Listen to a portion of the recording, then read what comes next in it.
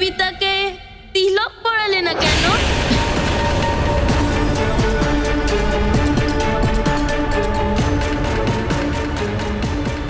হ্যাঁ, ওই তোমার পিতাশ্রী সুস্থভাবে ফিরে এসেছেন, সেই খুশিতে আমি তিলক পরাতে ভুলেই গেছি।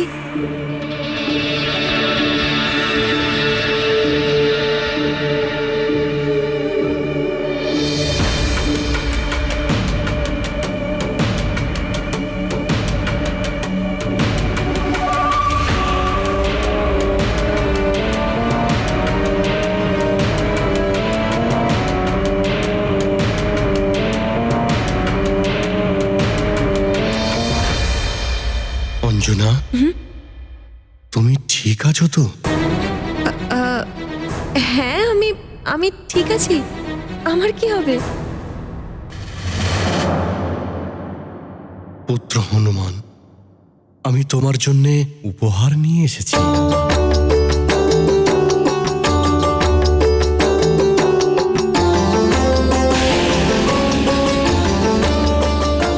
এটা দিয়ে খেললে তো খুবই আনন্দ হবে। পিতা, আপনি ওখানে গিয়েছিলেন, রাক্ষসদের উপদ্রব, ওরা ঋষিমণিদের বিরক্ত করছিল, ওদের কি হলো? হ্যাঁ পুত্র, ওই সমস্ত রাক্ষসদের আমরা মেরে ফেলেছি। আর যারা লুকিয়ে রয়েছে তারাও বাঁচতে পারবে না।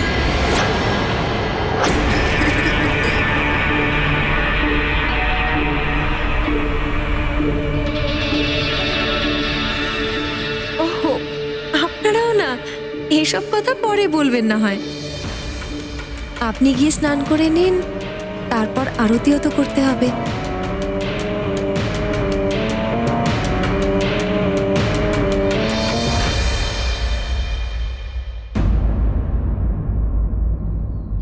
হনুমান, হনুমান, উদ্যানে যাবে তো? হনুমান, হনুমান, মিত্র, এই দেখো, আরে বাহ, গোলক! পিতা আমার জন্য এই গোলকটা নিয়ে এসেছে। চলো আমরা এটা দিয়ে খেলি। ওহো হনুমান, এটা নিয়ে আমরা খেলবো, কিন্তু তুমি ছুঁড়বে না, না হলে এটা অন্তরিক্ষে চলে যাবে। তখন তুমি ছাড়া আর কেই বা খুঁজে পাবে এটা। আচ্ছা, তাহলে এটা হবে যে আমরা গোলকটা ছুঁড়বো আর তুমি খুঁজবে। আচ্ছা, তাহলে ঠিক আছে, এই নাও মিত্র নীল। ঠিক আছে।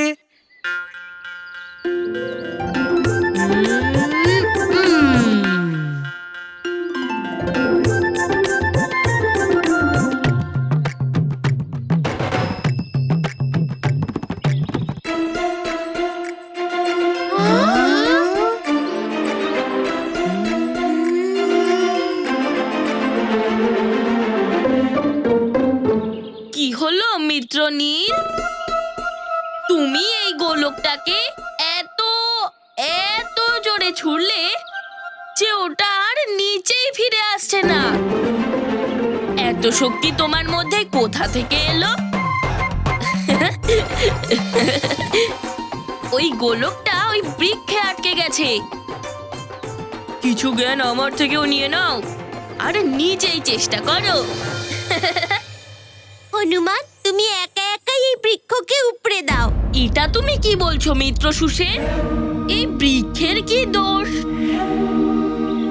এমনিতেও আমাদের বৃক্ষকে উপড়ে ফেলা উচিত নয়। আর মাও সব সময় বলে যে ছোট ছোট কাজের জন্য দিব্য শক্তির প্রয়োগ করা একদমই উচিত নয়। আরে, তোমরা সবাই এখানে কি করছো? হনুমানের গোলক বৃক্ষে আটকে গেছে, এই জন্যে তা আমরা নামানোর চেষ্টা করছি। সবার আগে আমার একটা কথা মন দিয়ে শোনো। হনুমান তোমাদের যুবরাজ, তাই এখন থেকে যখনই ওনাকে ডাকবে তো ওনাকে যুবরাজ হনুমান বলবে। নিজের সীমারেখা তোমাদের সবার বোঝা উচিত।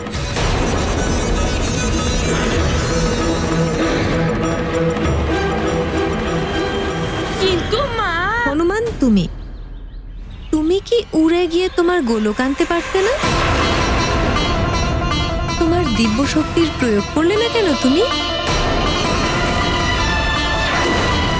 তাহলে কথা দাও তোমার মাকে।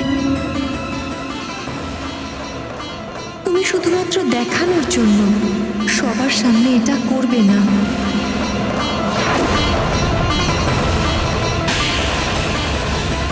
কিন্তু মা, তুমি তো আমাকে বলেছিলে যে যতক্ষণ খুবই প্রয়োজন না পড়ে ততক্ষণ নিজের দিব্য শক্তির প্রয়োগ না করতে। হ্যাঁ, কিন্তু এখন তো তুমি যুবরাজ। এখন তুমি করতে পারো তোমার দিব্য শক্তির প্রয়োগ। এখন হনুমান, যুবরাজ হনুমান, ও কি নিজের দিব্য শক্তি দিয়ে গোলক নামিয়ে দিতে পারবে? হ্যাঁ, কিন্তু তার জন্য তোমাদের সবাইকে সম্মানের সঙ্গে ওনাকে অনুরোধ করতে হবে।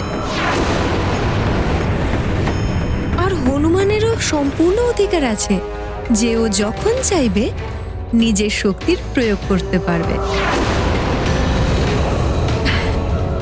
হনুমান, তুমি তো একটা ফু দিয়েই এই গাছটা থেকে সহজেই গোলকটাকে পেরে ফেলতে পারো। করে দেখাও, দেখাও।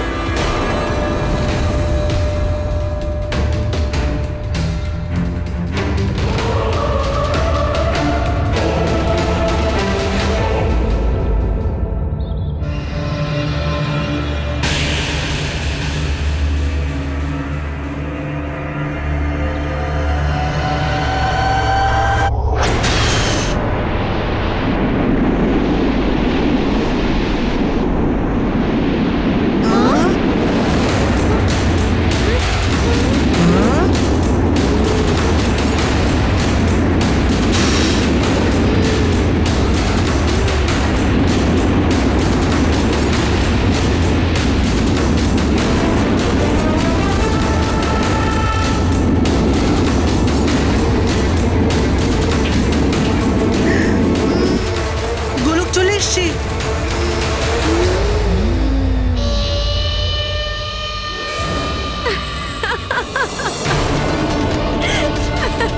দেখলে, চলে এলো তো গোলক। আর ওই দেখো, গাছ থেকে পাখিরা উড়ে গেছে। এটা মায়ের কি হয়ে গেল? এত তাড়াতাড়ি এত পরিবর্তন?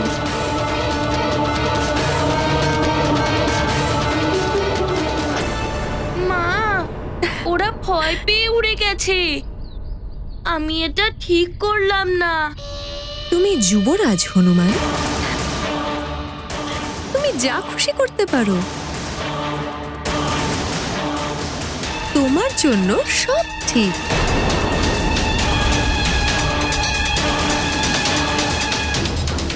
নাও, এবার তোমরা সবাই যাও। হনুমান এখন বিশ্রাম করবে।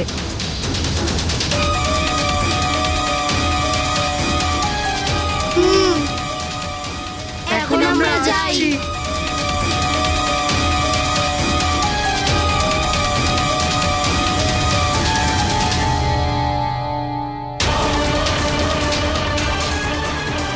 আর হ্যাঁ, না আমাদের বিজয়ী হওয়া নিয়ে অহংকার করা উচিত, আর না নিজেদের পরাজয়ের সামনে মাথা নত করা উচিত।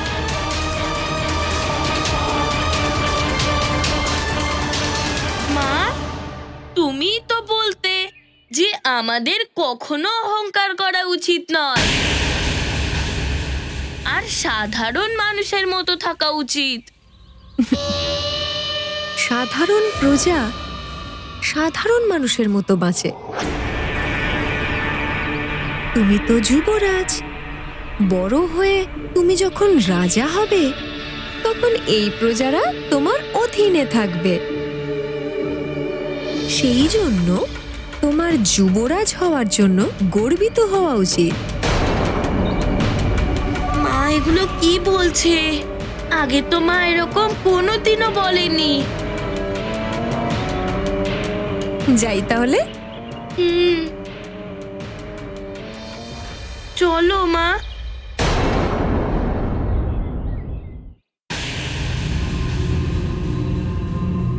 মহারানীর কক্ষে পৌঁছতে হবে সিন্দুকটা। হ্যাঁ, মহারানী তো চাইলেন।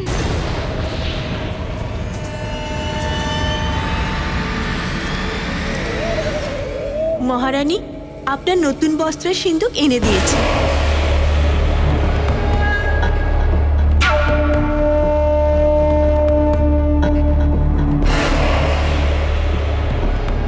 তুমি কি করে জানলে যে এর মধ্যে নতুন বস্ত্র আছে? মহারানী, আমি বলতে চাইছি যে তুমি কি এটা খুলে দেখেছো নাকি?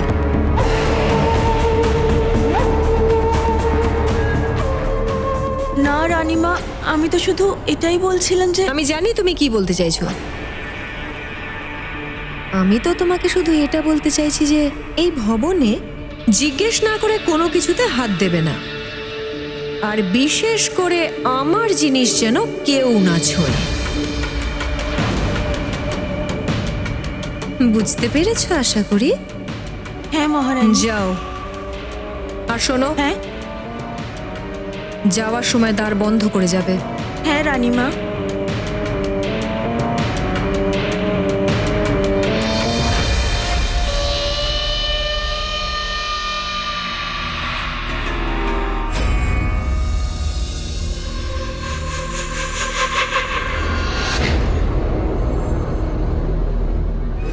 আচ্ছা রানীমার কি হয়েছে বলতো? অদ্ভুত ব্যবহার করছেন। হ্যাঁ, আমিও তো কিছুই বুঝতে পারছি না। এত কম সময় হঠাৎ করে মহারানী পাল্টে গেলেন কেন? এদেরও আমার মতন মনে হচ্ছে। কি হলো অঞ্জনার? কখনো এমন করে না।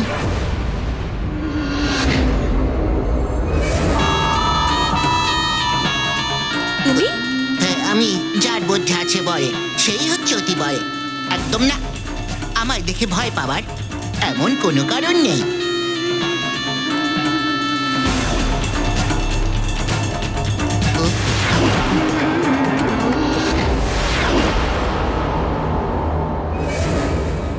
ভয় আর আমি? ভয় পাবে ওই অঞ্জনা। আমি মাজরিকা।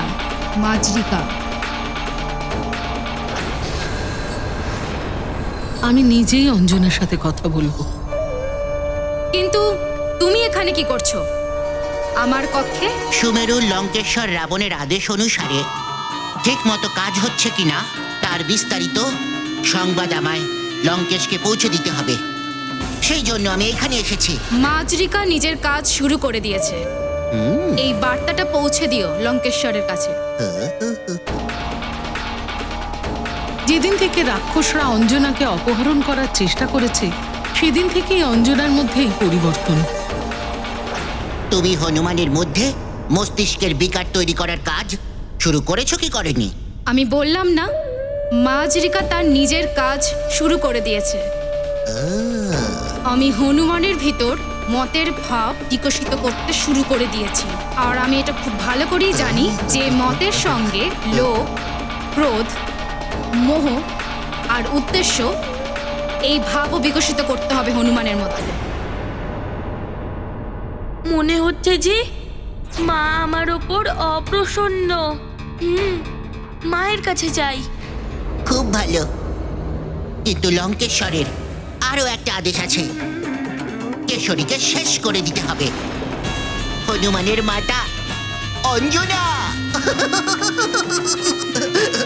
অঞ্জনা তো স্বর্গে চলে গেছে, আর এখন হনুমানের পিতা কেশরী উনিও যেন স্বর্গে পৌঁছে যান।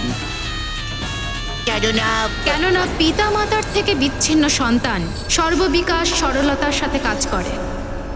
এই সমস্ত ব্যবহারের অধীন হয়ে হনুমান তার কোনো কাজেরই যোগ্য থাকবে না। আর ওর জন্ম আর জীবন দুটোই ব্যর্থ হয়ে যাবে।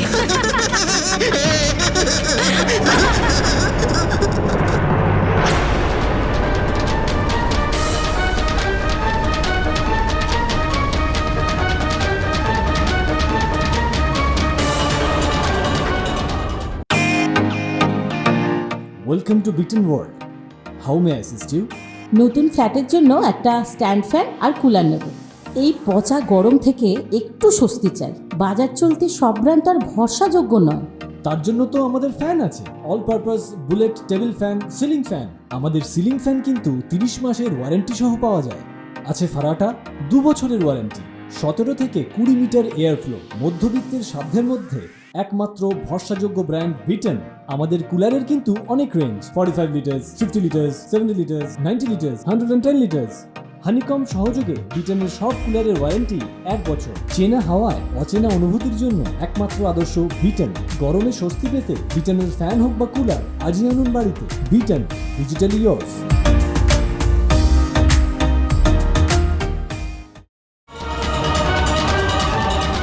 কি হলো অঞ্জনা? আজ দরজা খুলছে না কেন? অঞ্জনা, অঞ্জনা!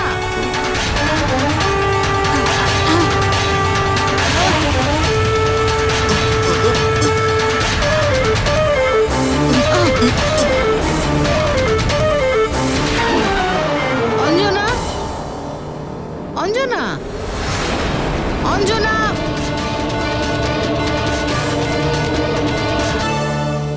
অঞ্জনা মা, কি হয়েছে মা? তুই দরজা বন্ধ করেছিলি কেন?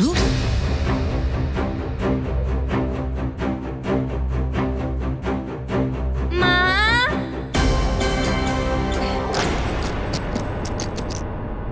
মা, কি হয়েছে পুত্র? মা, তুমি কি আমার ওপর রুষ্ট? না, আমি তোমার উপর রুষ্ট নই। তাহলে কি তুমি আমার মিত্রদের উপর রুষ্ট? আমি কারোর উপর রুষ্ট নই। সেবিকা। হ্যাঁ মহারানী। সেবিকা, হনুমানের খেলনাগুলো এখানে নিয়ে এসো। আচ্ছা মহারানী। মা, তুমি কি যেন বলছিলে? হ্যাঁ, কিছু বলার ছিল কিন্তু কি মনেই পড়ছে না। কোনো ব্যাপার নয়, যখন মনে পড়বে বলে দিও।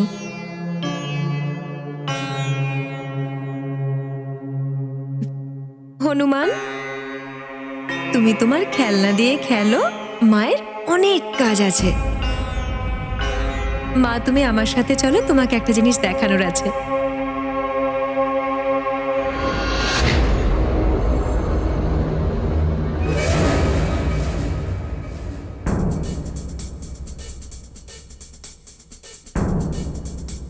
মিত্র,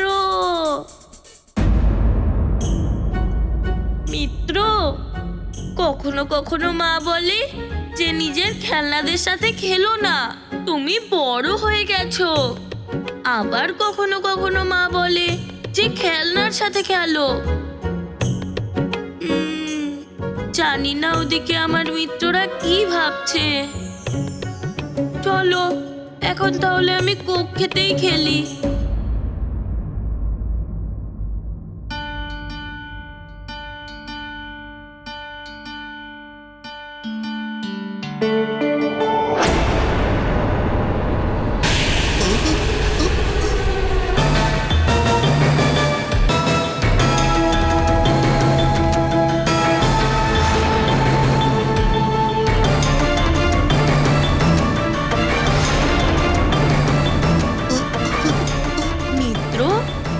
এটা তো সেই উপহারটা যেটা আমাকে অতিবল দিয়েছিল,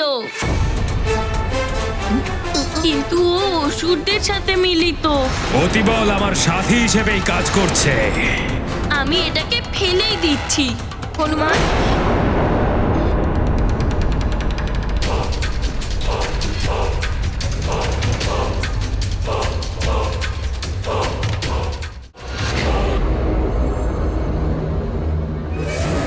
তুমি কি করছো?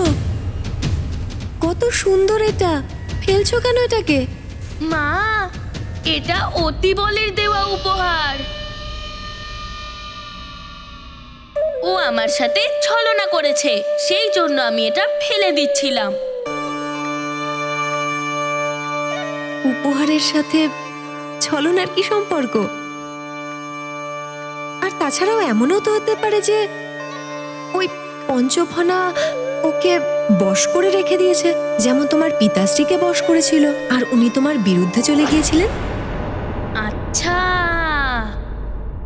এটাও হতে পারে। আর এটাও দেখো যে ওই তো তোমাকে পিতাশ্রীর কাছে নিয়ে গিয়েছিল আর তুমি ওনাকে রক্ষা করলে, তাই না? আচ্ছা দাও, এটা আমাকে দিয়ে দাও।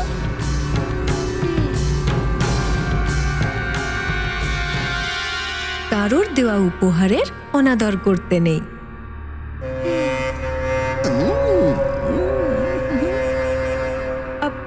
তোমার জন্য আমি ওই যে রুদ্রাক্ষ এনেছিলাম, সেগুলো কোথায়? ফেলে দিয়েছো নাকি? না মা, ওই রুদ্রাক্ষটা তো পুজোর ঘরে। ওগুলো তো আমি তোমার জন্য এনেছিলাম, তাই না? যাও ওগুলোকে নিয়ে এসো। হ্যাঁ মা।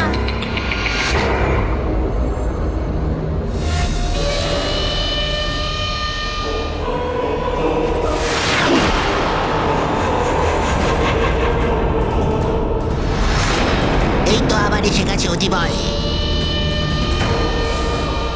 তাহলে এই হচ্ছে সেই উপহার যা তুমি দিয়েছিলে। এবার কি করতে হবে বলছো অতিবল?